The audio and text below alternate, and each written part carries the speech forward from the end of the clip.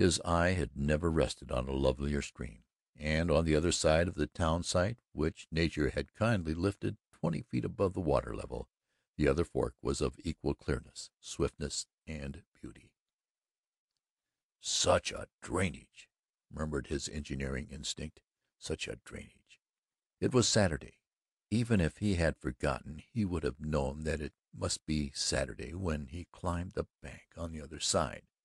Many horses were hitched under the trees, and here and there was a farm wagon with fragments of paper, bits of food, and an empty bottle or two lying around.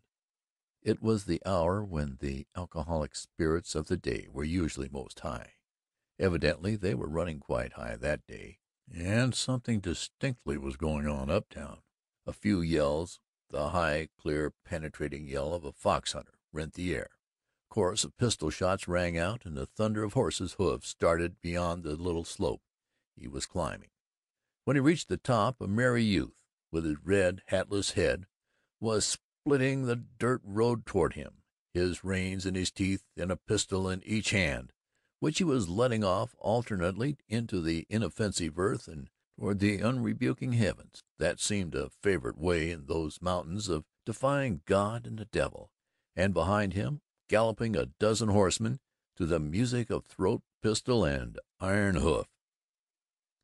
The fiery-headed youth's horse swerved and shot by. Hale hardly knew that the rider even saw him, but the coming ones saw him afar, and they seemed to be charging him in close array. Hale stopped his horse a little to the right of the center of the road, and being equally helpless against an inherited passion for maintaining his own rights and a similar disinclination to get out of anybody's way, he sat motionless. Two of the coming horsemen, side by side, were a little in advance. "Get out of the road!" they yelled. Had he made the motion of an arm, they might have ridden or shot him down. But the simple quietness of him as he sat with hands crossed on the pommel of his saddle, face calm and set, eyes unwavering and fearless, had the effect that nothing else he could have done would have brought about, and they swerved to either side of him, while the rest swerved too, like sheep, one stirrup brushing his as they swept by. Hale rode slowly on.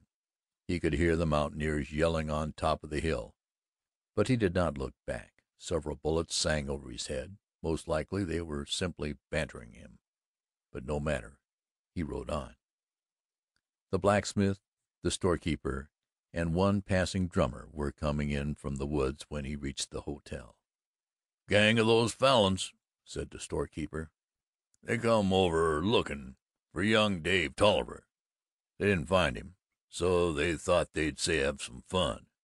And he pointed to the hotel sign, which was punctuated with pistol bullet periods. Hale's eyes flashed once, but he said nothing. He turned his horse over to a stable boy and went across to the little frame cottage that served as office and home for him. While he sat on the veranda that almost hung over the mill pond of the other stream, three of the Falins came riding back. One of them had left something at the hotel, and while he was gone in for it, another put a bullet through the sign, and seeing Hale, rode over to him. Hale's blue eyes looked anything than friendly. "Don't you like it?" asked the horseman. "I do not," said Hale calmly. The horseman seemed amused. "Well, what are you going to do about it?" "Nothing. At least, not now." "All right. Whenever you get ready. You ain't ready now?" "No," said Hale, "not now." The fellow laughed. "It's a damn good thing for you that you ain't." Hale looked long after the three as they galloped down the road. "When I start to build this town," he thought gravely and without humor, "I'll put a stop to all that." Chapter 7.